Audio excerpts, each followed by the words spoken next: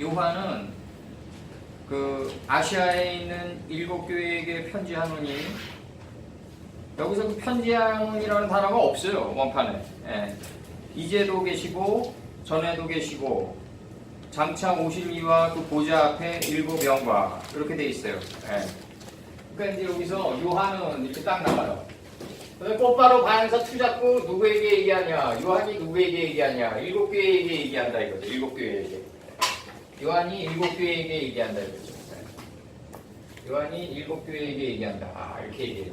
7교회가 되려면요, 창세기 7째 날을 생물로 취해야 돼요. 예, 창세기 7째 날을 생물로 취해야 된다. 요한은 7회중에게, 7회중은 어디에 있냐? 관계대명사로 받아요. 아세르로. 아시아에 있다 이거죠. 아시아. 아시아는 뭐냐면 이 자기가 없는 마음자리예요. 아시아의 뜻이 뭐냐면 해 뜨는 집이에요. 이렇게. 해 뜨는 집이에요. 해 뜨는 집은 어디다? 소알이다. 창세기 19장 한번 열어봐요. 창세기 19장. 이거를 저기로 얘기하면 큰일 나요. 우리 동북아시아 뭐 지금 지역적인 문제로 보면 큰일 난다고요, 이거. 저기 19장 23절. 창세기 19장 23절.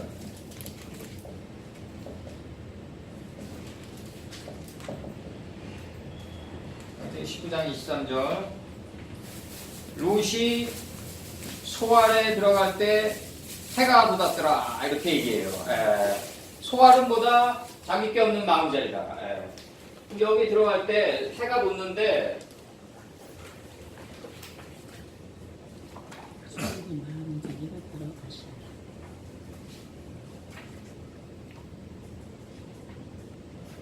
원판을 보면은 이제 이제 읽어드릴게요. 창세기 19장 17절 한번 열어봐요. 여기 19장 17절 보면은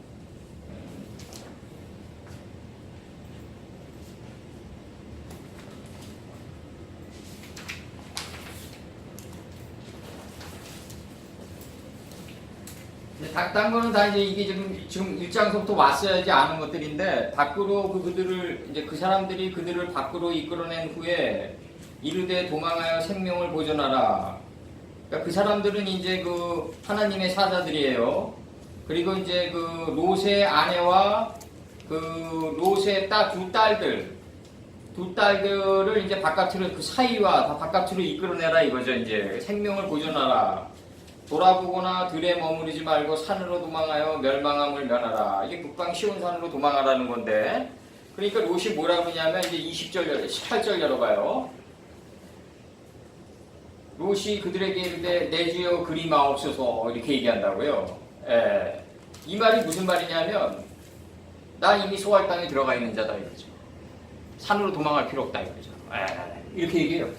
나 이미 소알 땅에 들어가 있는 자다. 나는 이미 소알 땅에 들어가 있으니까 산으로 도망할 필요 없다. 이렇게 얘기해요. 그렇게 공의 대답을 내놔요. 이 소알의 마음자리, 그러니까 롯이 이제 소알로 들어가요. 산으로 안 가고. 그러면서 이제 뭐라고 하냐면, 여기서 봐봐요.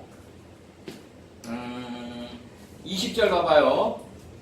보소서 저 성은 도망하기 가깝고 작기도 하오니 나로 그곳으로 도망하게 하소서. 이는 작은 성이 아니니까 내 생명이 보존되리이다. 이 말이 무슨 말이냐면 자기가 없는 마음의 성에 자기가 들어가 있다 이거죠 지금. 아주 작고 작은 소재에 들어가 있다. 고음가루 한사에 들어가 있다 이거죠 지금. 그러니까 그가 그에게 이르되 내가 이 일에도 내 소원을 들었은즉 너희 말하는 성 그 소알 땅을 멸하지 않겠다. 그리로 속히 도망하라. 내가 거기 이르기까지는 내가 아무 일도 행할 수 없노라 하였더라. 그러므로 그곳의 성 이름을 소알이라 불렀더라. 이렇게 돼요. 근데 롯이 소알에 들어갈 때 해가 돋는단 말이죠 이게. 자기가 없는 마음자리에 들어가는 게 아시아고, 아시아의 뜻이 뭐냐면 해 뜨는 집이다 이거죠. 해 뜨는 자리, 해 뜨는 집이에요. 아시아의 뜻이 해 뜨는 집이다. 그러니까 여기서 이제 그 아시아에 있는 이 해가 뜨면은 아시아의 해가 뜬 자리에 있는 게 보다 7교회다. 일곱 지폐다. 그러면 너희는 자비와 인자하신가 평강들이 그 가운데 평강들 가운데 여기 잘못했지. 여기 아니에요 이거 미안한데 이거 평강들 가운데 너희는 자비와 인자하신가 평강들 가운데 있을지어다. 그 있게 될 것이다. 한번 적에 나와요. 이거 정관사 너예요. 그 있게 될 것이다. 그리고 그 있을 것이다. 미완료 한번 나오고 그 있을지어다 한번 나오고 완료 나오고 있게 될 것이다. 미완료 나와요. 요게 한글 성경으로 뭐로 번역되냐면은 전에도 후에도로 번역됐을 거예요. 아마. 한글 성경으로 이제도 계시고 전에도 계시고 이렇게 번역됐을 거예요. 너희는 자비와 인자하신가 평강들 가운데 있게 될 것이다. 있을 것이다. 완료 한번 나오고 있게 될 것이다. 미완료 한번 나와요. 이렇게. 그리고 들어갈 것이다. 어떻게 들어가냐면 보좌 앞에 보좌의 목전들에 원래 정확한 번역은 여기서 체레요드라고 그래가지고 오늘 요거 시간 나면 문법 다 할 건데 체레요드라고 그래가지고 요게 체레위드 요드예요. 요게 체레위드 요드 체레 WITH 위드 요드 체레와 요드가 함께 쓰였다. 그러니까 체레와 요드가 함께 쓰여가지고 이게 뭐냐면 연계형 복수다. 연계형 복수다. 그러니까 의들이다 이거죠. 보좌의 목전들에 있는 관계대명사 보좌의 목전들에 있는 그 일곱 영들로 들어갈 것이다. 그럼 이 일곱 영을 취해야 되는데 이 일곱 영을 취하려면 그래서 이제 창세기 1장을 알아야 돼요. 이게 필연적으로 이게 요한계시록을 들어가려면 창세기를 들어가야 돼요. 이게 안 들어갈 수가 없어요. 이게. 그래서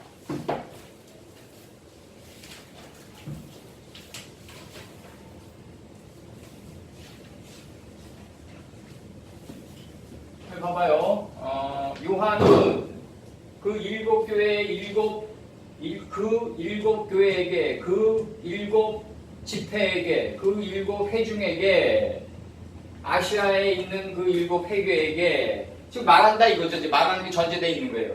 자비와 인애와 인자하신가 너희는 자비와 인자하신가 평강들 가운데 있을 것이고 있게 될 것이다. 있을 것이고 있게 될 것이다. 그리고 들어갈 것이다. 일곱 영들로 들어갈 것이다. 일곱 영들로 들어갈 것이다. 보좌의 목전 앞에 있는 일곱 영들로 들어갈 것이다. 이렇게 나와요. 한글 성경 다시 보자고요. 요한계시록. 요한은 아시아에 있는 일곱 교회에게 편지하노니 이제도 계시고 전에도 계시고 장차 오실 이와 그 보좌 앞에 일곱 영들과 이렇게 돼 있어요. 장차 오실 이는 이게 장차 오실 이 두 개가 이게 들어갈 것이다가 이제 오실 이로 번역됐을 거예요. 이게. 예수님이 우리 안에서 포세크 안으로 들어가는 거예요. 지금. 그럼 이게 지금 4와 7이 맞물리는 게 일곱인데 이 일곱 교회인데 광야 이제 40년, 광야 40년. 그 다음에 광야 40년 들어가면 통과하면서 뭐가 나오냐면 이스라엘 7대 제사장인 여호수아가 가나안 침공에 들어가면서 안식하러 들어가요. 이 안식이 7이에요. 여호수아 7대 제사장이 안식하러 들어간다. 안식하러 들어간다. 근데 아모리 방백으로 4대 만에 돌아온다고 그랬는데 왜 7대 만에 돌아가냐? 아모리 방백으로 4대 만에 돌아온다고 그랬는데 왜 7대 만에 돌아가냐? 그러니까 아모리 방백으로 4대가 언제? 아브라함, 이삭, 야곱, 그 다음에 요셉이 아니에요. 여기 4대 아니에요. 근데 모세, 그 다음에 아브라함, 잘 봐요.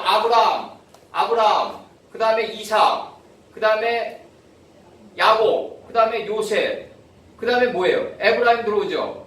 에브라임 들어오잖아요. 에브라임 들어오잖아요. 에브라임, 그 다음에 모세, 그 다음에 여호수아. 이렇게 들어와요. 에브라임이 영적 장자예요. 에브라임이. 므낫세랑 이렇게 어금 맡겨가지고 이게 장자가 바뀌잖아요, 이게. 그래서, 그러면 이게 지금 이스라엘이. 7대 제사장이라는. 네, 여호수아가 7대 제사장. 그러니까 안식하러 들어가죠. 이 일곱 영을 이루기 위해서. 에브라임이라면 모세. 모세. 그 다음에 여호수아. 그 다음에 이제 여호수아 들어오고, 여호수아 들어오고, 그 다음에 이제 광야 40년에 7대 제사장이 들어오면서 이제 4대인 요셉의 뼈를 안고 들어간다.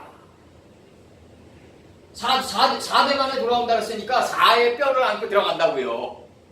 이게 여호수아 한번 봐보자고요. 여호수아 맨 마지막 절을 펼쳐봐요. 23장인가 맨 마지막 절이. 여호수아 24장.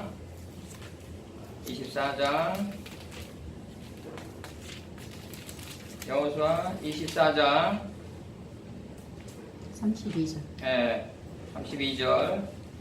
이스라엘 자손이 애굽에서 이끌어낸 요셉의 뼈를 세켐에 장사했다. 세켐에 장사했어요. 이 세켐은 아브라함이 우리에게 오라고 준 땅이에요. 산 땅이에요. 하몰 사람에게 은 100개를 주고 산 땅이에요. 세켐이 아비 하몰의 자손. 근데 왜 금 100개로? 이제 안식했으니까 금 100개로 바뀐 거예요. 이제 독을 빼낼 게 없어요. 이제 야곱이 세켐의 아비 하몰의 자손에게 금 100개를 주고 산 땅이라. 그것이 요셉 자손의 기업이 되었더라. 그러면서 아론의 아들 엘르아살도 죽음에, 엘르아살이 왜 죽어? 아론의 셋째 아들이에요. 엘르아살은 왜 죽어요? 그 지경을 가나안 땅 전지경을 이름을 나눠준 자가 엘리아젤이에요. 그러니까 가나안 땅의 전지경의 이름을 이제 그 이름의 뜻을 경작해가지고 내가 내 인격의 옷으로 바꿔 입었어요. 그러니까 엘르아젤이 이제 할 일이 없는 단계가 안식이다 이거죠. 엘르아젤이 죽어야지 진정한 안식이에요. 엘르아젤도 죽음에 무리가 그를 그 아들 비누아스가 에브라임 산지에서 받은 산에 장사하였더라. 그러니까 엘르아셀이 죽어야지 진정한 안식이다. 엘르아셀이 법을 이제 이름을 나눠줬어요. 우리에게 지금 이름을 나눠주는 거예요. 지금 우리가 이 이름을 다 나눠주는 거라고요. 지금 이게 하나하나가 다 이름이에요. 지금 이름을 나눠주면 이 이름을 갖다가 이제 내 인격으로 바꿔 입어야 된다고요. 그러면 엘르아젤이 더 이상 할 일이 없는 단계에 들어간 걸 엘르아젤이 묻혔다고 그러는 거라고요, 지금. 그러니까 여기서 왜 이 7영이 되려면은 4와 7이 항상 맞물려 들어가야 된다. 7대 제사장인 여호수아가 4인 요셉의 뼈를 안고 들어간다. 그 사사기 때는 400년 동안에 7번의 죄를 저지른다 이거죠. 그러면 이 사사기가 통과되고 이제 이 사사기 때 왜 이스라엘 민족들이 왕을 세우려고 그러냐면요. 이 사사기 때 이 사사라는 거는 뭐냐면 저지 아니에요, 저지. 이 법관들 아니에요, 법관들. 그러니까 이제 제사장이 법관인데 이 당시 제사장이 왕노릇까지 했단 말이에요. 그러니까 이 이스라엘 민족들이 초목에 살다가 좀 이렇게 농사도 짓다가 뭐 이런 완전한 농경사회는 아니지만 농사도 짓다가 이러면서 갑자기 외국군이 침입해 들어오면은 농기구 가지고 싸웠단 말이에요. 농사 짓다가 농기구 가지고 들고 나왔다고요. 그러니 전투가 되겠냐고요. 그러니까 좀 자기네들을 보호해 줄 수 있는 왕을 바랐단 말이죠. 이게 지금 그 사르트르의 그 철학책에도 나오지만 대중은 영원히 왕이 없는 무종무지를 두려워한다고요. 이게 왜 그러냐면 이때 이제 하나님이 진노하시는 게 뭐냐면 내가 너희들의 왕인데 무슨 따로 왕을 필요로 하냐. 내가 너희들의 왕이다. 근데 너희들이 그렇게 간곡히 바라니까 누굴 세우냐면 사울을 세운단 말이에요. 이 사울이 뭐냐면 스올이에요. 스올. 오문부. 스올은 뭐다? 피트 오브 디스트럭션 오브 스올이에요. 멸망의 구렁텅이란 말이죠. 멸망의 구렁텅이는 뭐다? 내 백성이 무지함으로 망하는 거다. 무지예요. 무지. 무지가 초대왕이 되는 거예요. 사울이. 그러면 사울 40년, 다윗 40년, 솔로몬 40년 동안 이들이 이렇게 진행돼 나오는데 이 40년의 통치기 동안에 솔로몬의 그 행적을 보면은 그 정략 결혼이 많았잖아요. 그 당시. 솔로몬이 평강의 왕인데 살롬의 왕이고 평강의 왕인데 그 성경 속에서 그렇게 돼 있는 거고 실제 솔로몬은 평강을 어떻게 이루었냐면 정략 결혼을 통해서 이루었단 말이에요. 타민족과 타민족의 왕의 딸과 결혼하면서 자꾸 왕비들을 갖다가 자꾸 부인으로 맞이하다 보니까 이 솔로몬의 왕비가 너무 많아지다 보니까 사치와 이런 것들도 극심했다고요. 그러다 보니까 어떤 현상이 일어나냐면 재정적자에 시달렸다고요. 솔로몬이 그렇게 우리가 생각하는 것처럼 엄청난 양의 그 실물 경제를 움직여가지고 이스라엘을 갖다 경제 부흥을 일으킨 그런 왕은 아니에요. 지금 이 성경책이 그렇게 지금 저기 영적으로 이렇게 표현돼 있어서 그렇지 실증사는 솔로몬은 그 부인들의 사치 때문에 재정 적자로 밀려가고 있었고, 성전 건축을 할 때도 어떤 현상이 있었냐면 북방 이스라엘은 심한 노역에 시키고 남방 유다는 갖다가 쉬게 했단 말이에요. 그러다 보니까 북방 이스라엘에서 뭐가 올라온다? 불평과 불만의 여로보암이 올라왔다. 이게 여로보암이 뭐예요? 뜻이 자기 생각이 증가하는 거예요. 이게 자기 생각이 증가하는 거예요. 내가 그래서 항상 교회에서도 균등하게 봉사해라. 내가 항상 저가는 게 그거예요. 균등하게 봉사해야 된다. 그리고 말씀 안에서 자신이 기쁜 대로 봉사해달라. 이 교회의 모든 조직이란 거는 뭐냐면 말씀에 묶여가지고 각자가 1인칭적으로 그 말씀에 힘입어가지고 자기 마음 땅을 경작하는 체제로 가져야 돼요. 이게 내가 말하는 교회의 조직 체계예요. 이게 뭐냐면 이 열왕기상 12장에서 이게 북방 이스라엘, 남방 이스라엘 갈려버린다. 여로보암이 북방 이스라엘에서 나온다. 이 여로보암이 북방 이스라엘에서 나오면서 불평과 불만이 싹튼다. 왜? 북방 이스라엘만 심한 노역을 받으니까. 그러니까 어느 한 사람이 심한 노역에 시달리면 안 돼요. 반드시 나오게끔 돼 있어요. 예. 그래서 열왕기하 12장에 여로보암이 이제 이게 자기 생각이 증가하니까 이제 어떤 현상이 나오냐면 이 북방 이스라엘 쪽에서는 모조리 왕들이 다 이상한 왕들이 나왔어요. 뭐 남방 유다도 마찬가지였지만은 그 남방 유다는 좀 낫어요. 여로보암이 7대 만에 음녀 이세벨이 나온단 말이죠. 음녀 이세벨이 나와요 여기서. 예. 음녀 이세벨이 나오고 쭉 가다가 이제 바벨론 포로의 귀환기를 거치면서 이제 어떤 현상이 나오냐면 침묵기가 올라가는데 말라기까지 이때가 또 400년이에요. 이러면서 나중에 예수님이 친히 안식을 이루는 이게 구약과 신약의 전노정이에요. 이게 간략하게 요약한 거예요. 이게 지금 창세기. 그럼 욥기는 언제 쓰여졌냐? 욥기는 그 BC 2000년도 전이니까 BC 2000년도 전에 아브라함이 타동기니까 BC 2000년도 전에 욥기가 쓰여진 거예요. 욥기가 지금 이게 지금 시편 이 언저리에 있는 거 아니에요? 시편 전에. 그래가지고 시제를 사람들이 착각하고 있어요. 욥기는 언제 쓰여졌다? 아브라함과 이삭과 야곱의 선사 시대 때 쓰여졌단 말이에요. 우리나라 고조선 시대 때 쓰여진 거예요. 욥기가 무려. 그 욥기의 언어를 보면 이게 사람의 언어냐고요, 이게. 욥기 언어가 사람의 언어가 아니에요. 욥기에서 나가는 그 언어들 하나하나 한번 잘 생각해봐요, 이게. 욥기야, 너희가 물밑 깊숙한 곳을 걸어봤느냐? 이런 문장이 이게 사람의 언어냐고요, 이게. 예? 물밑 깊숙한 곳을 걸어봤느냐 그러거든요. 왜? 무적행 물밑에 66번이 있으니까, 하늘들의 창이 있으니까, 글로 걸어봤느냐 그러면. 이게 선사시대 때 나온 거예요, 욥기가.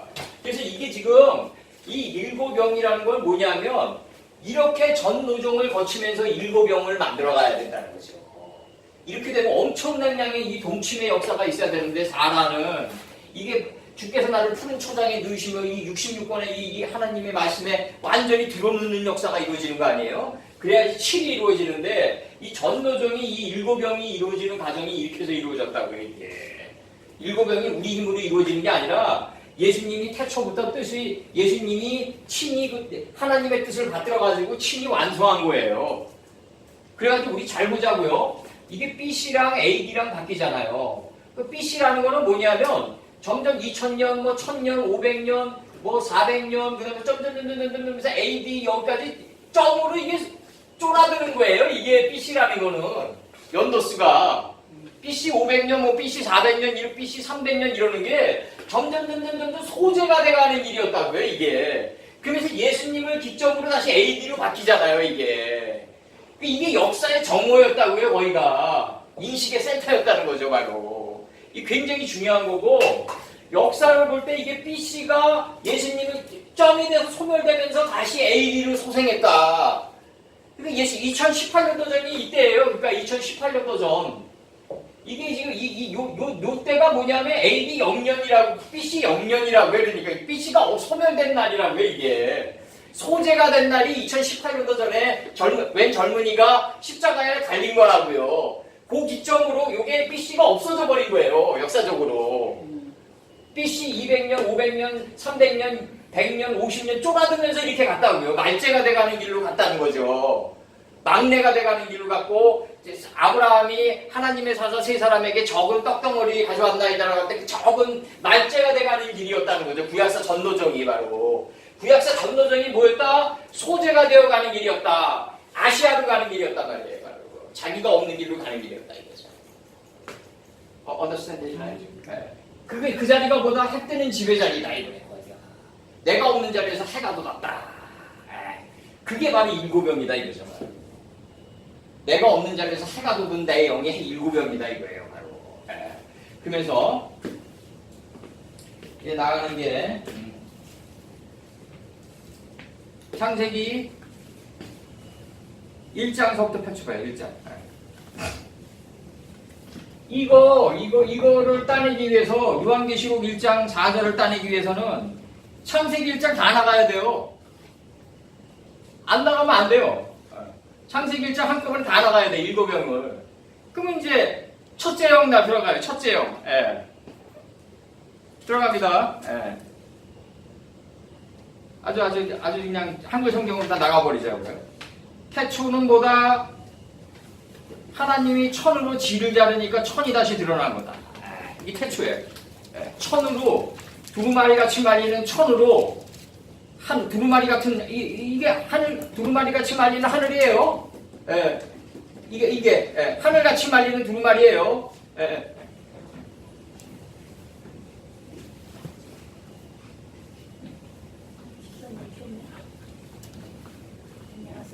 하늘같이 말리는 두루마리예요. 하늘같이 말리는 두루마리예요. 창세기 1장 1절 태초에 하나님이 천으로 하늘같이 말리는 두루마리로 우리 마음 땅을 잘라버리니까 그 안에 있는 두루마리가 다시 드러났다. 이게 창조예요. 땅이 혼돈하고 이 혼돈은 뭐다? 다음 단어 비우기 위한 몸부림이다. 공허로 가기 위한 몸부림이에요. 이제 비면은 흑암이 나와요. 흑암은 뭐다? 빛을 채우기 위한 마음의 공간이에요. 어디에 채워져 있다? 비품 위에 채워져 있어요. 이 무적의 물 밑에 채워져 있어요. 하늘들의 창이. 그러니까 무적의 물 밑에 채워져 있으니까 이제 곧바로 거기서 성령이 나와요. 하나님의 신이 나와요. 그래서 수면에 운행해서 품고 있어요. 이제 우리 자아의 수면을 품고 있어요. 왜? 빛을 보내려고. 3절 하나님이 가라사대 빛이 있으라 하시니까 이미 안에 있던 거네. 빛이 안에 있었네. 이렇게 나가요. 그러니까 4절에서 그 빛이 하나님 보시기에 좋은 거네. 좋았더라네. 이거 지혜의 정금이네. 이 지혜의 정금이 이제 빛과 어둠을 나누네. 구별하네. 내 안에 있는 지혜의 정금이 빛과 어둠을 구별해요. 그러면서 이제 빛을 낮이라고 했고 하나님의 말씀의 빛을 깨닫기 위해서는 낮이 뭐예요? 시간이에요.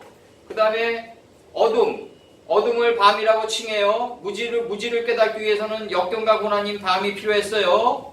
저녁은 뭐예요? 이제 무지와 하나님의 말씀이 교환돼 나가는 때가 저녁이에요. 그래서 이제 깨달음의 속사람이 일어나는 때가 아침이에요. 이는 첫째 날이에요. 하나님과 인식과 분별이 하나로 일치되는 첫째 날에 도달했어요. 이게 일곱째 영 중에서 첫째 영이에요. 이게 이 일곱 영으로 들어가야 돼.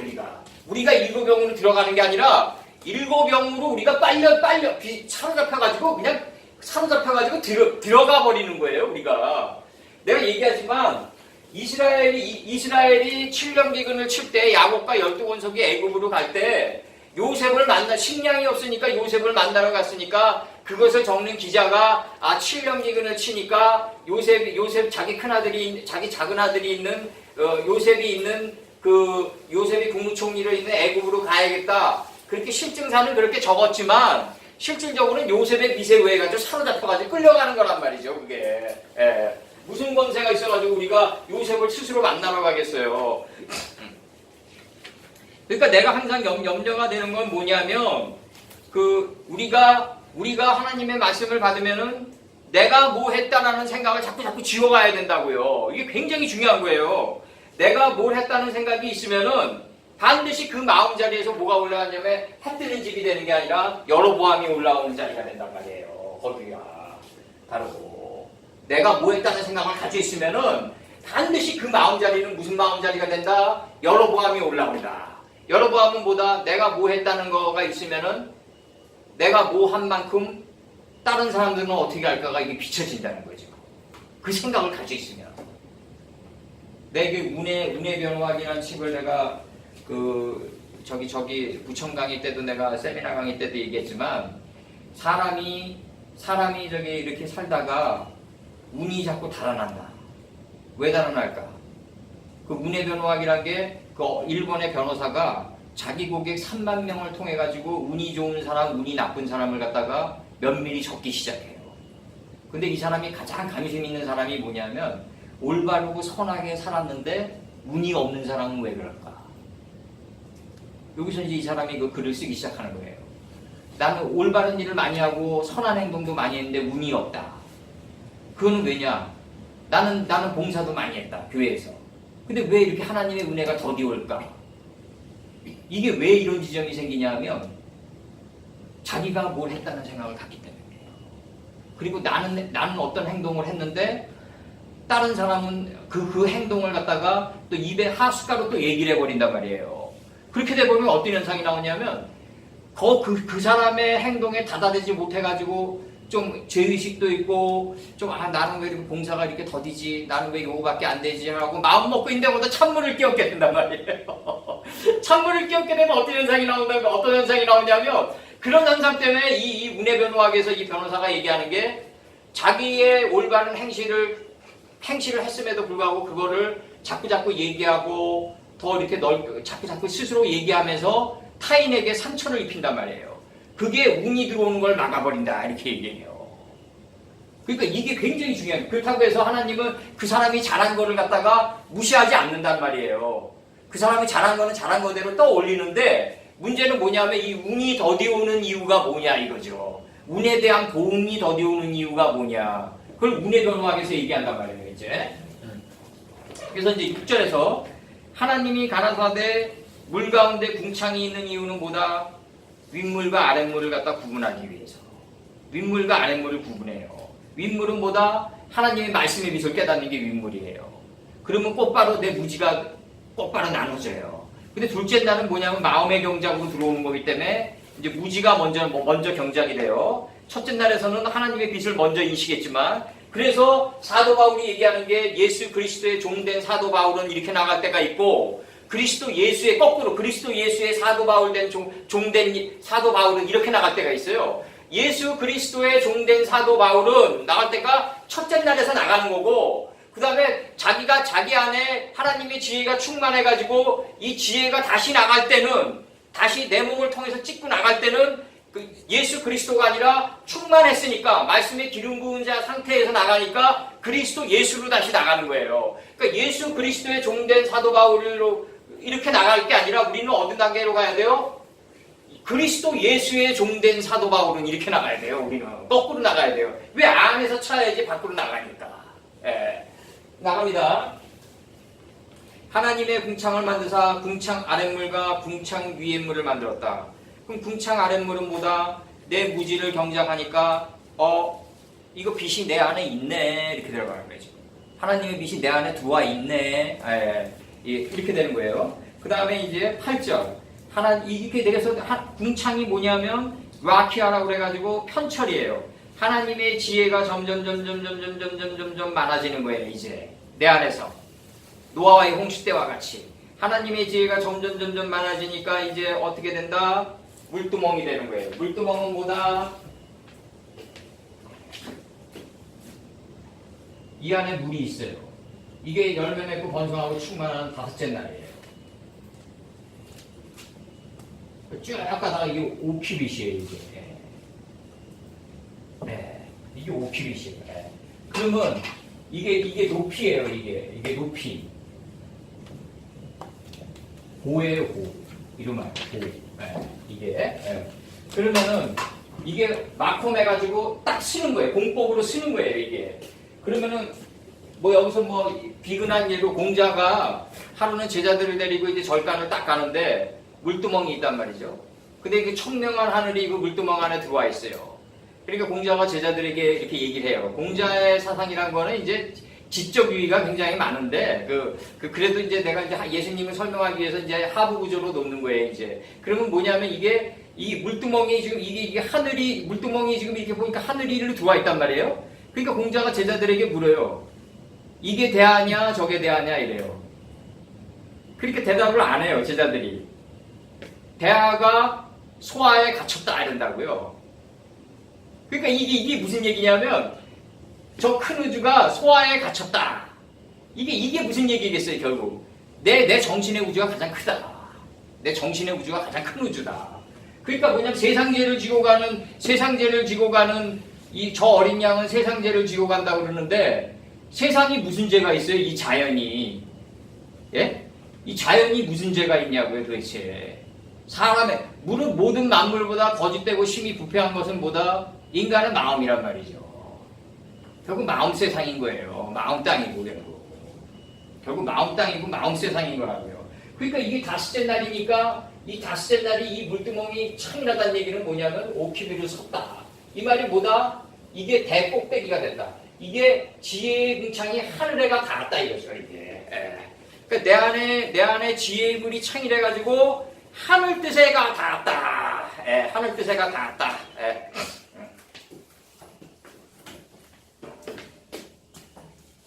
이게 둘째 영이에요. 일곱째 영 가운데. 둘째 영이에요, 이게. 둘째 영이에요. 셋째 영. 하나님이 가라사대 천하의 물이 한 곳으로 모여요. 태초의 뜻으로 모여요. 그래서 태초의 뜻으로 모이니까, 뭐가 드러난다? 내 안에 있던 66권의 묻이 드러나는 거예요, 이제. 묻이 드러나요. 내 안에 있던 묻이 드러나요. 묻이 드러나니까, 이제 나가요. 이 묻 안에 뭐가 있다? 묻이 드러나는데 그 안에 뭐가 있다? 66권의 땅이 있는 거예요. 가나안 땅이 있어요, 이제. 그러니까, 모인물이 뭐예요? 모인물이 내 안에 있는 생각의 물들이 이제 바다로 가려고 그래요. 이 바다가 어디죠? 서쪽 자리예요. 서쪽이 바다예요. 하나님의 말씀을 계승한 자리로 가려고 그러는 거예요, 이제. 그래서 저기 성철 주님이 죽기 전에 올바른 거 하나는 치더라고요. 석양의 붉은 노을이 돼야지 어두운 마음바다 쪼갠다 이거예요. 그러니까 이게 석양의 붉은 노을이 돼야 돼요. 우리가 자꾸 서쪽에 거해야 돼요. 해 뜨는 자리에 거하면 안 돼요. 해 뜨는 데서부터 해 지는 데까지예요. 하나님의 말씀이 이렇게 떠오르면은 이제 어떻게 해야 된다? 그걸 계승해야 돼요. 이 계승해 뒷걸음질 치면서 계승해 가야 돼요. 그걸 서쪽 바다라고 그랬다고요. 하나님이 묻힐 땅이라고 칭하시고 이제 모인물이 물들의 소망이 어디로 간다? 바다로 간다고 지금 칭해요. 이러한 삶이 뭐다? 하나님 보시기에 좋았더라 이렇게 얘기하세요. 10절에서. 그 다음에 11절 이거 창세기 그게 한복건물에 다 나가는 거예요 지금 오늘 한글성경으로. 하나님이 가라사대 땅은 하나님의 말씀을 정확히 하는 지식의 풀과 인식과 분별의 씨를 맺게 하는 채소와 인격의 열매 맺는 과목을 내라. 인격의 열매 맺는 나무가 되는 게 이 세 가지가 나가요. 이제 그 땅에서는 이 세 가지가 있는데 하나님을 정확히 하는 지식의 풀을 가지고 있는 사람은 예수님뿐이 없어요. 인식과 분별이 정확한 채소를 가지고 있는 분도 예수님뿐이 없어요. 그다음에 하나님의 신성을 요한복음 1장 14절처럼 육신을 통해서 내버린 분도 예수님뿐이 없어요. 요한복음 1장 14절을 한번 봐요. 이게 사람들이 이거 어떻게 생각하실지 모르겠는데 요한복음 1장 14절을 보면요.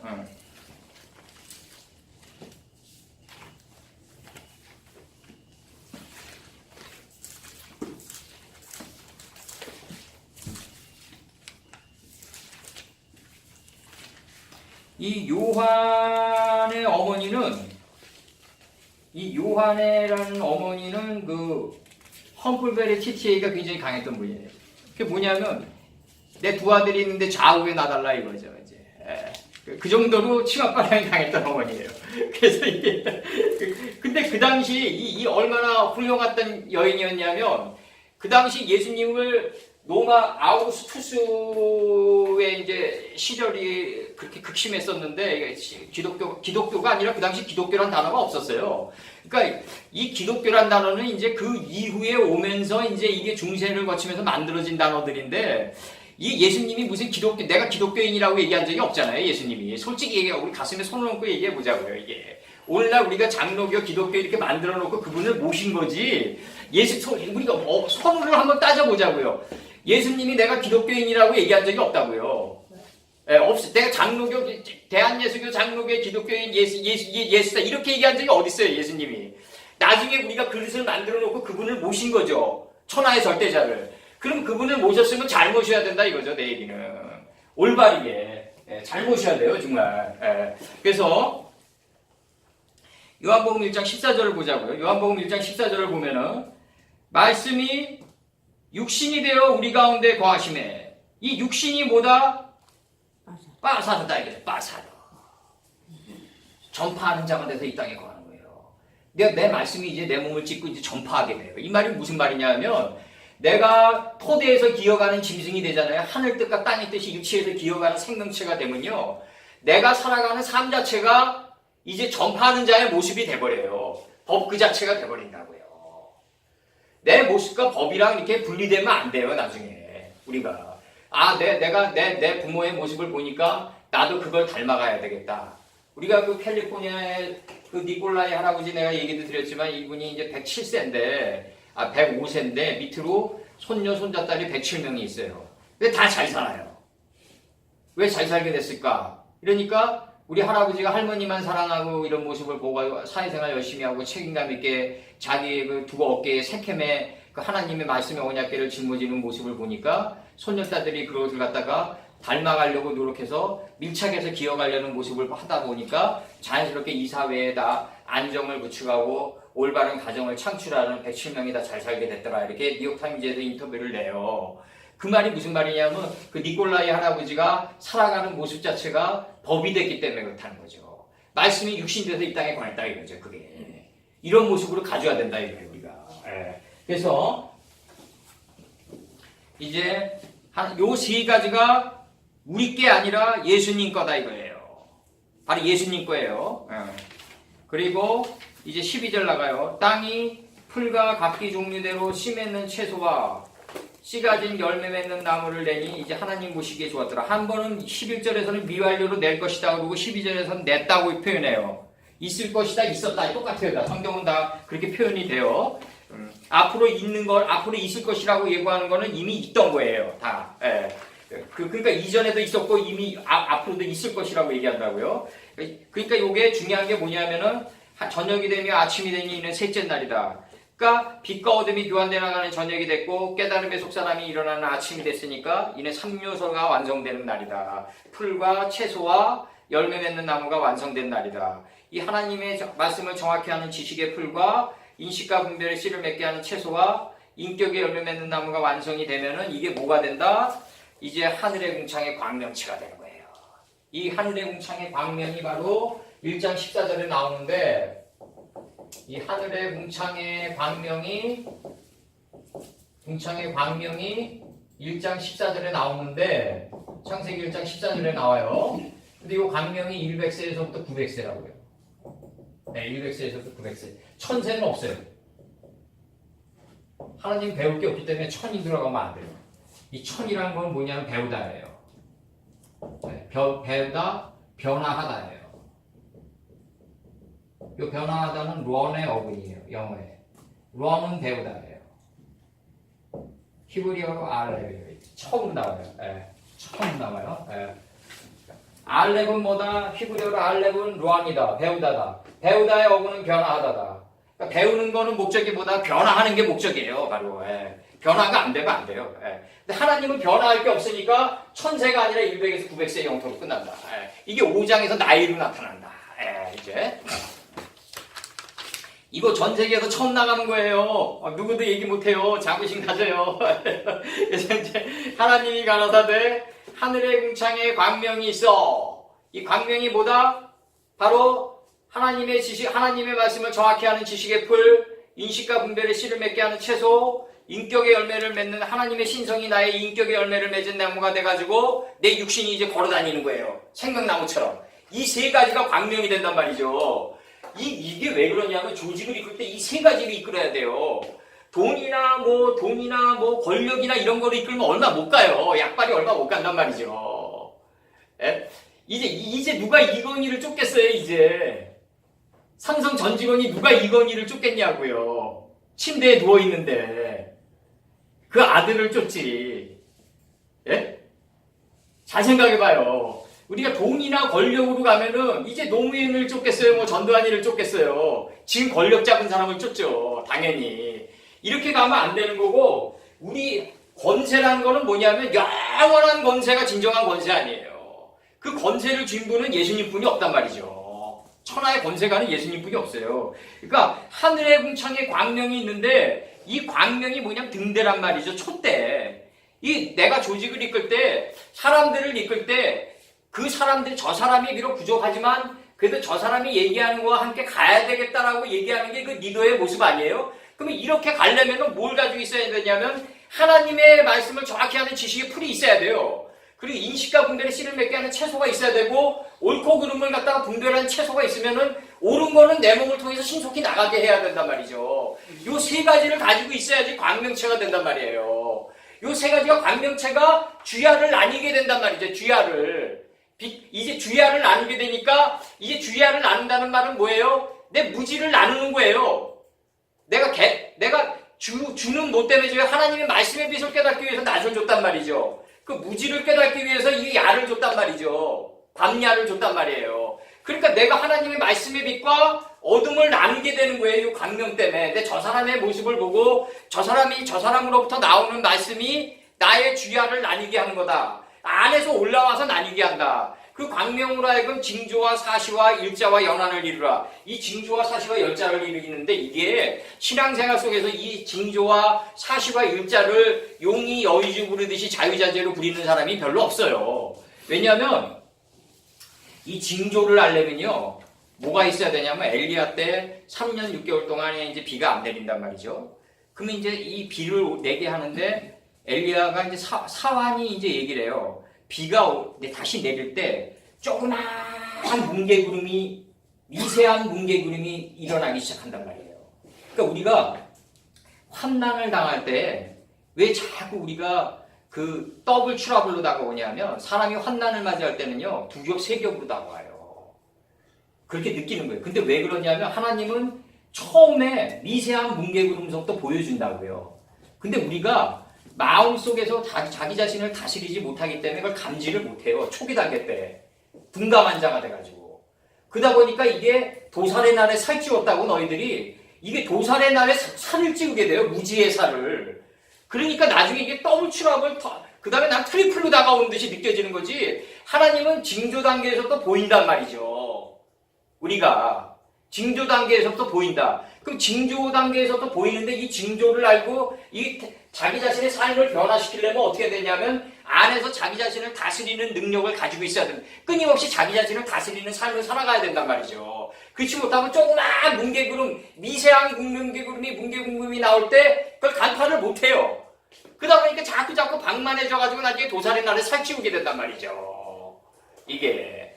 그래서 내가 얘기하는 게 뭐냐면, 이 징조를 알려면요, 사람과의 만남 속에서는 반드시 저 사람이 행동한 다음에 리액션이 나가도 돼요. 그러니까 어느 한 사람이 행동이 나온 다음에 기다렸다가 그걸 보면서 그걸 징조로 삼아가지고 사실을 삼아서 나가도 된단 말이죠. 그러니까 저 사람이 어떤 행동을 취하기 전에 자기 행동이 먼저 나가지 말란 말이죠. 인간관계는. 우리가 이단에 빠지고 교주에 빠지는 이유가 다 뭐다? 저 사람을 정확히 따내기 이전에 들어갔다 이거죠. 저 사람의 모습이 징조로 보이기 이전에 이미 내가 훅 들어간 거예요. 이게 뭐다? 홍수 이전의 삶을 살았기 때문에 그래요. 홍수 후 7일 후의 삶을 살아야 돼요. 저 사람의 모습이 충분히 보인 다음에, 저 사람의 모습이 충분히 보였다. 그 사람을 징계하라는 얘기가 아니라, 재판하라는 얘기가 아니라, 저 사람의 모습을 보인 다음에 리액션이 들어가도 된단 말이에요. 충분히 우리가. 사람과의 관계는 항공모함이 움직이는 것 같아가지고 느리다고요. 그렇게 빠르지가 않아요. 금융세계처럼.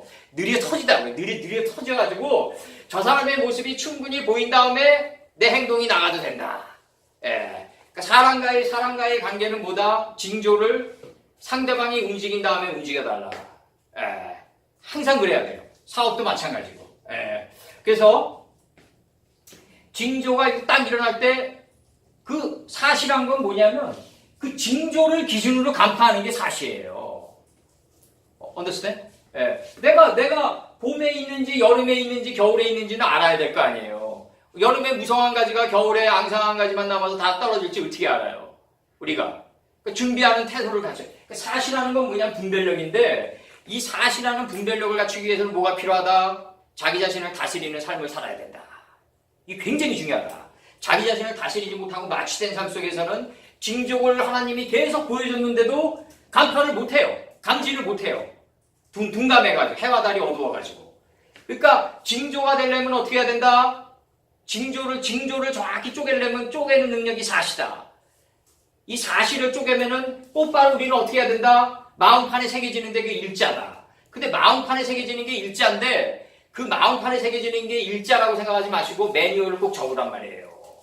우리가 노쇠한 애가 뒤돌아보니까 소음기둥이 됐어요. 그럼 노쇠한 애는 어디로 뒤돌아봤겠어요? 창세기 3장을 열어봐요.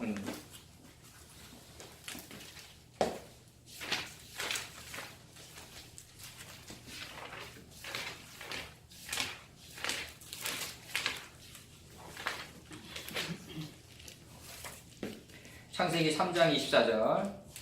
이같이 하나님이 그 사람을 쫓아내시고, 그 아담을 쫓아냈다는데 이것도 뭐 아담이 범죄를 저질러가지고 쫓아낸 거로 돼 있는데, 그게 아니라 이제 아담이 이제 선악나무를 먹었으니까, 선악나무를 정신적으로 받아들였으니까 뭘 입는다? 깨달음의 가죽옷을 입고 내보낸다. 가죽옷을 입혀서 내보냈어. 아니, 웬 4,500년 전에 웬 아담이라는 인물이 있는데 그 사람이 선악나무를 먹었어요. 근데 그 사람이 하나님의 말씀을 안 듣는다 그래서 에덴 동산에서 쫓아내는데 가죽옷을 지어서 입혀 내보냈단 말이에요. 가죽옷이란 게 뭔지는 알아야 될 거 아니에요. 그 가죽옷이 뭐다? 깨달음의 가죽옷을 지어서 내보낸단 말이죠. 우리가 만화에서 보면은 스승이 제자가 자기가 이제 방불케 되면은 너 산을 내려가라 그러잖아요. 그럼 산을 내려갈 때 그 제자는 뭘 입고 있겠어요? 스승과 방불한 깨달음과 무술을 그 옷을 입고 내려갈 거 아니에요. 당연히. 하다못해 만화에서도 그러는데 그럼 내 자식을 독립시킬 때 우리가 어떤 부모든지 하나라도 더 챙기고 이 대학 교육도 시키고 가급적인 박사학위까지 다 시켜가지고 얘가 내가 없어도 되도록이면 사회 속에서 우뚝 설 수 있는 그런 가죽옷을 지어서 입혀내보려는 게 부모의 마음인데 육신의 부모의 마음인데 영의 아버지는 더 하시지 않겠냐고요. 하물며. 예? 영의 아버지는 더 하시죠. 그러니까 하나님이 그 사람을 쫓아내시고 이제 날개를 펼치게 했어요. 날개를 펼치게 했는데 방주는 어디로 난다? 환덕뼈로 난다. 방주의 문은 어디로 나 있다? 옆구로 나 있다. 옆으로 나 있다. 스발로 가는 동편길이다. 스발이 뭐예요? 5장의 이름들이 스발이에요. 제 세페루 할 때 세페루의 길이에요. 5장의 이름 따라 방주의 문이 나 있단 말이에요. 스발로 가는 동편길로 난다. 그럼 에덴 동편의 그룹들, 이 그룹들이 뭐다? 바로 열매 맺고 번성하고 충만한 이 지혜의 물들이 그룹들이 된 거예요. 이제 다섯째 날에서. 이 그룹들과 두루도는 화용검을 뒀단 말이에요. 그러면 이 그룹들이 끊임없이 있다는 얘기는 뭐냐면 내가 끊임없는 두루도는이 뭐냐면 내 삶을 끊임없이 회전하고 회개해서 화염의 자리로 나를 만들어요. 화염을 만들어요. 내 마음 자리를. 우리나라 여성들이 시커멓게 탔다고 그러잖아요. 왜 마음 땅이. 내 속이 시커멓게 탔다. 그 자리가 화염의 자리란 말이죠. 그 자리에 도달하면 뭐가 솟아올라온다? 예수님의 검이 보인다 이거예요. 두루도는 노력을 하다 보니까 내가 화염의 자리에 도달해요. 화염의 자리에 도달하다 보니까 내 마음 안에서 뭐가 올라온다? 성령의 검이 보이는 거예요. 그러니까 예를 들어서 A라는 사람이 너무너무 고생을 해서 돈을 벌었어요. 그러다 보니 돈을 벌다 보니까 이제 성실도 이제 어느 정도 지쳤고 이제 좀 내가 좀 향락에 빠져봐야 되겠다, 실학에 빠져봐야 되겠다 딱 나가는 순간에 옛날에 고생했던 자리에 화염의 자리가 기억이 되는 거예요. 내가 이렇게 고생했는데 이렇게 나가면 안 되지. 내가 이 가족들을 위해서 이렇게 살아왔는데 내가 흐트러지면 안 되지. 그 화염의 자리가 나를 지켜주는 검이 되는 거예요. 언더스탠드 돼요? 예. 내가 고생하고 내가 이렇게 살아왔고 내가 이만큼 화염의 자리를 거쳐왔는데 남방 하남 땅을 만들면서 왔는데 바짝 그을린 땅이 됐는데 이게 기억이 되는 거예요. 이게 기억이 된다. 여기 옛날에 내가 고생했던 그 순간들 이게 화염의 자리가 기억이 돼요. 그래서 열국으로 떠올라요. 여기까지가 남자. 그 다음에 이 기억이 기억을 내가 이 기억이 내 몸을 찍고 나갈 때 여자. 예. 그럼 뭐가 보인다? 참 남편이 보이는데 그게 검이란 말이에요. 이거 잘 생각하셔야 돼. 하나님이 남자와 여자를 창조했다. 그러면 이제 내가 너무너무 고생해가지고 이 사회 속에 돈을 벌었어요. 정말 화염의 자리가 되면서 벌었어요. 근데 나도 이제 즐겨야 되겠다고 나가려고 딱 흐트러지려는 순간에 내가 너무너무 고생하면서 왔던 그 화염의 자리가 기억이 돼요. 이러면 안 되지. 이게 남자, 기억이 되는 게. 그럼 이 기억을 내가 적용받으면서 내가 적용하고 나가는 게 아니에요. 이렇게 되면 헬레니즘 철학이 들어오는 거예요, 이제. 이 기억이 내 몸을 통해서 나간다. 스스로 나가게 된다. 그때 여자. 그럼 뭐가 보인다? 참 남편인 검이 보인다. 이게 화염검이에요, 바로. 예. 요게 바로 뭘 지킨다? 두루두루 화염검을 두어 생명나무 이기를 지키게 한단 말이에요. 나를 지키게 한단 말이에요, 바로. 예. 그러니까 고생은 돈 주고도 한다는 얘기가 나오는 거예요. 이게 현대 젊은이들이 자꾸 부모에게 뭘 바라고 금수저는 금수저를 낳는다고 그러는데 그건 육신의 삶을 가지고 있을 동안에 잠깐의 이득이고 진정한 금수저는 뭐냐면 내가 여기서 징기스칸 얘기를 해줄게요. 그 징기스칸 어록을 넘기면 뭐라고 했냐면 징기스칸이 나는 부모의 얼굴도 모른다. 나는 부모의 얼굴도 모른다는 거죠. 네. 그래서 나는 부모의 얼굴도 모르고 나는 친구도 없어가지고 이제 달 그림자를 벗삼아가면서 친구처럼 여기면서 내가 들판에서 기수간 날이 한두일이 아니다 이거예요. 먹을 게 없어가지고 채소 그 들판에 이 채소들을 갖다 뜯어 먹으면서 죽을 고비를 수없이 넘겼단 말이에요. 독초를 먹으면서. 그러면서도 나는 이렇게 배고픔에 쩔어가면서도 나는 꿈을 잃지 않았고 내 부모를 원망한 적이 단 한 번도 없다는 거죠. 징기스칸이 그렇게 얘기해요. 그러면서 그 이무기 단계를 거치면서 용이 되는데 이무기 단계를 안 거치면서 용이 되려고 그러니까 문제가 되는 거 아니냐 이거예요. 그러면서 징기스칸이 그 권좌에 올랐을 때도 끊임없이 자신을 지켰던 거는 자기가 고생해서 왔던 그 이무기 단계, 기어갔던 그 화염의 자리를 기억하면서 그는 권좌를 지켜냈다고요. 그렇게 갔다고요. 내가 고생했던 게 바로 검이 된다. 나를 지켜주는 검이 된다. 잘 봐요. 이같이 하나님이 그 사람을 쫓아내시고 에덴 동산 동편의 그룹들과 이 그룹들이 뭘 만든다? 회개케 하는 두루도는 걸 만든다. 두루도는 걸 만드는데 이 두루도르다가 뭐다? 끊임없이 삶을 회전하고 방향회전을 하고 회개케 하는 삶을 만들어간다. 두루돌지 않으면 내 마음이 화염이 안 된다. 화염이 안 되면 검을 못 본다. 검을 쟁취하지 못하면 생명나무의 길을 지킬 수 없다. Understand? 이게 창세기 3장 24절의 논증이에요. 하나님이 그 사람을 쫓아낼 때 무작정 쫓아내는 게 아니라 에덴 동편의 그룹들을 준단 말이죠. 이 라마 다섯째 날의 지혜를 준단 말이죠. 다섯째 날의 지혜가 뭐다? 나를 회전시킨다. 회개케 한다. 내가 회전하는 두루도는 삶이 나를 화염의 자리로 만들어간다. 화염의 자리로 가는 목적은 뭐다? 성령의 검을 쟁취하기 위해서다. 성령의 검을 쟁취하면 이게 나를 지켜주는 생명나무의 길을 지켜주는 게 된다. 왜? 기억이 되니까. 네.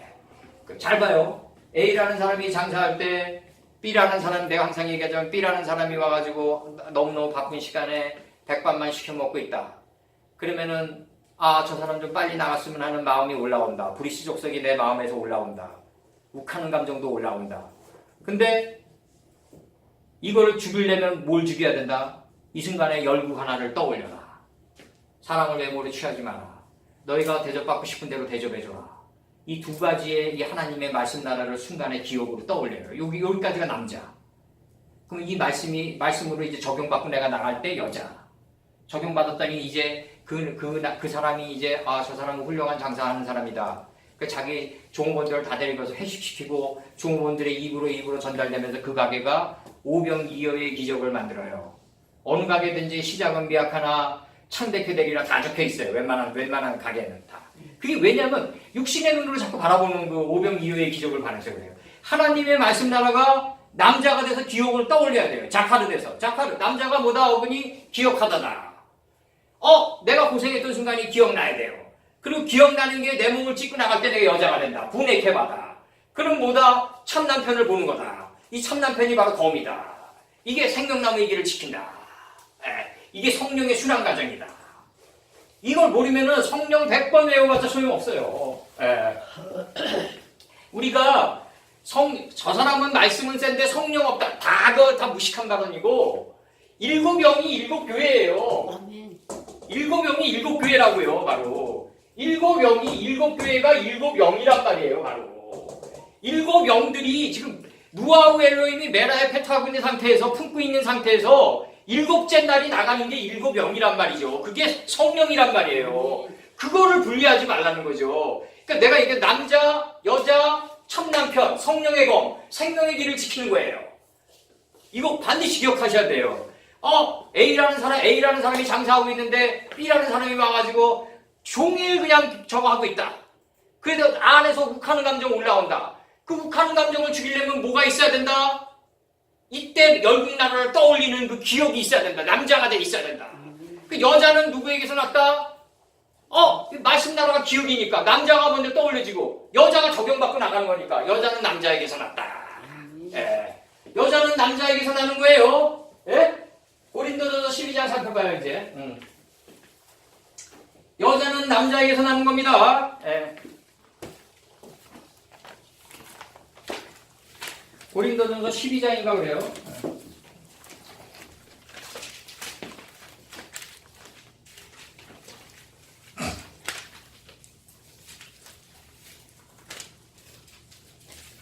고린도전서 12장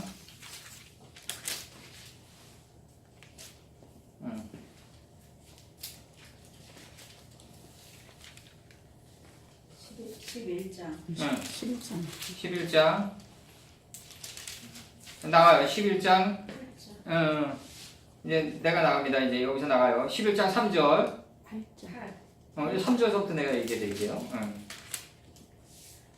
나는 너희가 알기를 원하노니 남자의 머리는 그리스도예요.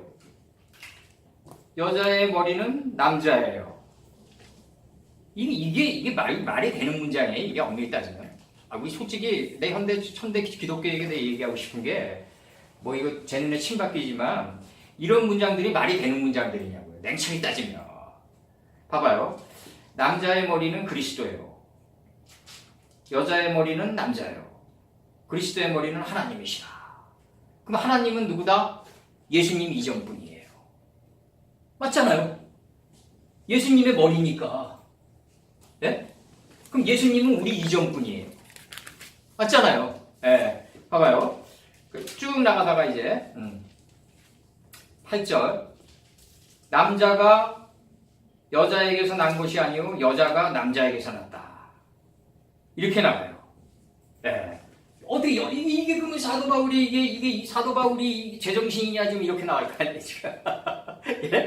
아니 여자가 여자에게서 난 것이 여자가 남자에게서 났다 그러는데 사도 바울이 제정신이냐 이거예요 이게 지금. 이런 거 하나도 의문점 안 갖고 뭐 왼병을 치면 왜 오른병 내놔라 뭐 이것도 뇌출혈 걸려서 죽어요. 계속 맞으면. 이런 문제 하나 의문점도 안 갖고 얘기하는데 이게 현대 기독교가 얼마나 노력을 안 하냐고요. 내가 볼 때. 그러면 이제 이게 왜 남자냐? 남자가 뭐다? 자카르다. 그러면 내가 아까도 얘기했지만 장사하는 사람이 있는데 하이라이트 시간 와서 백반 시켜 먹고 있다. 그 브리스 족속이 올라온다. 끓는 게 올라오는 거죠. 내가 저 사람 빨리 나가줬으면 좋겠다. 매상을 올려야 되는데. 근데 이때 뭐가 온다? 열국이 떠올려진다. 남자가 돼가지고. 너희가 대접받고 싶은 대로 대접해줘라. 지금 너 앞에 있는 한 사람이 전율류다 이거죠. 그 사람에게 이걸 착화를 해가지고 남자가 돼가지고 남자가 기억하다예요. 이 말씀, 이 열국나라를 기억해가지고 떠올려가지고 이 열국나라가 내 몸을 찍고 나가요. 이 열국나라의 뜻을 적용받고 나가요. 내가 적용받고 나갈 때 여자, 떠올릴 때 남자가 떠올려지면서 적용받고 나가는 여자가 돼가지고 이제 참남편을 보는 거예요. 그러니까 남자와 여자가 유기적으로 조화를 이룰 때 참남편을 본다. 참남편이 누구다? 예수님이다 이거죠 바로. 그럼 봐봐요. 그러면 우리가 삼성동에서 장사를 하는 사람이 아까도 얘기했지만 하이라이트 시간에 그 사람이 와서 그렇게 얘기하고 있다고요. 그럼 잘 생각해봐요. 그러면 여기서 중요한 게 뭐냐면 그 사람은 삼성동에서 장사한 거예요? 하늘나라에서 장사한 거예요? 하늘나라에서 장사한 거예요. 하늘나라의 뜻이 그 사람의 몸을 통해서 나갔으니까. 그래서 사도 바울이 뭐라 그런다? 내 시민권은 하늘나라에 있다. 이렇게 치는 거라고요. 그래서 우리가 육신은 여기 있대.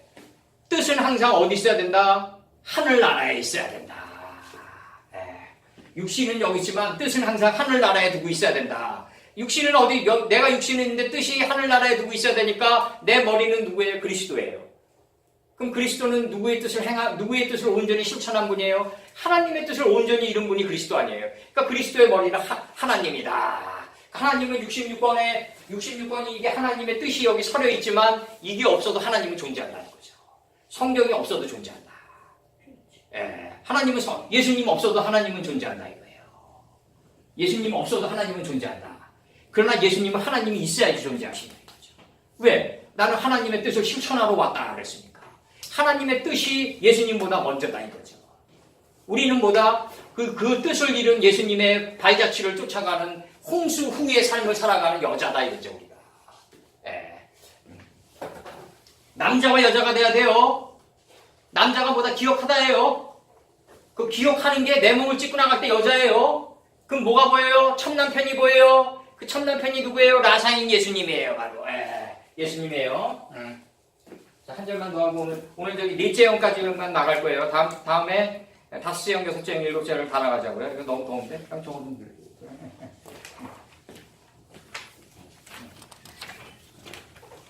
그 다음에 14절 이제 했어요. 이게 징조를 충분히 간파할 수 있는 능력이 있어야 된다. 그 징조를 분별하는 게 사시다. 이 사실을 잘 분별하면 일자가 된다. 이건 기업의 시스템이다. 기업의 시스템이에요.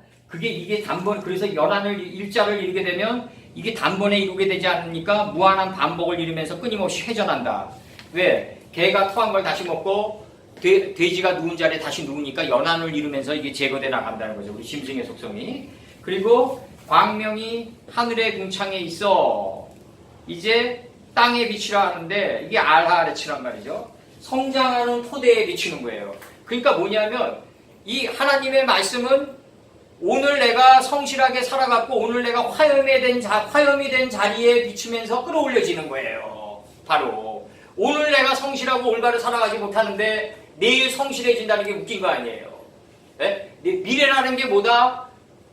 오늘 이 순간이 이 알날이 모여가지고 미래가 되는 거란 말이죠. 그 미래라는 건 뭐다? 너희가 맞이하는 환난은 옛적에 너희들이 옛날에 생각하고 행동했던 것의 결과다 이거예요. 바로 그럼 복도 마찬가지일 거 아니에요. 복도 과거에 행동하고 생각했던 것의 결과일 거 아니냐고요. 그럼 뭐 어제의 아름다움이 내일의 아름다움을 만들어갈 거 아니냐 이거죠. 그럼 오늘 말씀을 우리가 받는 이유는 뭐다? 바로 진정 이 교회가 7영이에요.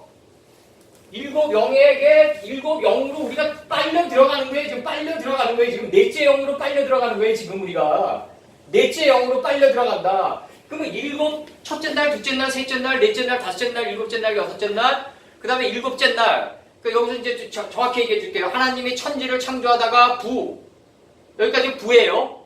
창세기 1장 1절이 부예요. 그 다음에 하나님의 신이 수면에 운행하다가 그래서 부모가 되는데 일곱째 날까지 나가면서 부모가 되는데 일곱째 날까지 도달하면 뭐가 돼요? 이제 법이 할 일이 없는 단계에 들어가는 거 아니에요. 이걸 부모의 굴레를 벗어났다 이렇게 표현하는 거예요. 지금 너희가 부모의 굴레를 벗어났다. 창세기 2장에 나오죠? 잠깐 그거 끝으로 한번 오늘 보자고요.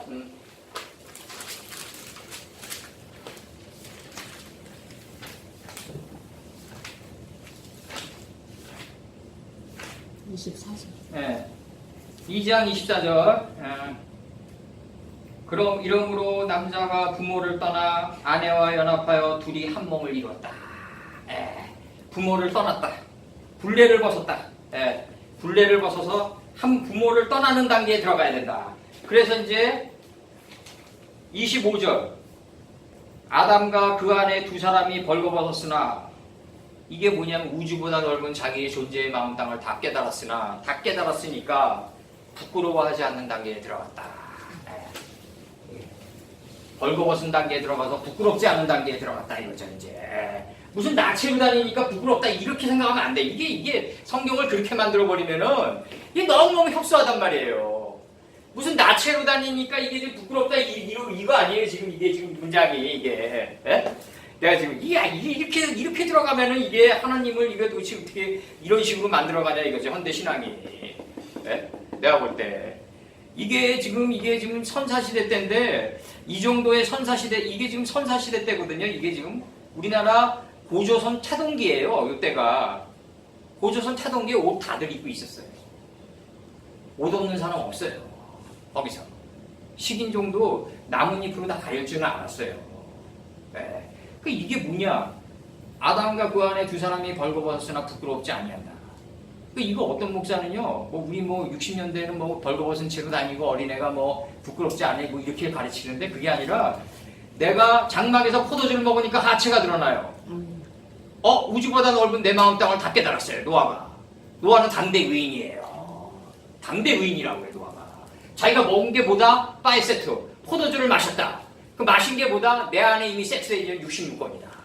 아담이 세트를 낳고 세트가 마셨다라는 단어가 똑같아요. 그러니까 사도 바울이 뭐라 그래요? 내 14년도 전에 셋째 하늘에 올라간 한 사람을 봤는데 몸 밖에 있는지 몸 안에 있는지 모르겠다 이거예요. 저 성경이 내 몸 안에 있다는 거예요. 몸 밖에 있는 그분이 예수님인지 내 몸 안에 있는 분이 예수님인지 내 구별이 안 간다. 무라 일체의 세계에 들어갔다 이거예요. 자기가. 이게 뭐냐? 저 안에 있는 성경이 내 안에 있다 이거예요. 몸 안에 있는지 몸 밖에 있는지 구분이 안 간다 이거예요. 그 단계로 들어가야 된다 말입니다. 그래야지 벌거벗었으나 부끄럽지 아니하는 단계에 들어간다. 오늘 넷째 형의 중간까지만 갔어요. 나머지 7째 형 또 할 거예요. 이거 반드시 기억하고 있어야 돼 이제 머릿속에서. 7병이 돼야 돼 우리가 7병. 성령이랑 말씀이랑 분리하면 안 된다. 성령이랑 말씀이랑 분리하면 안 된다. 그리고 기도하시고.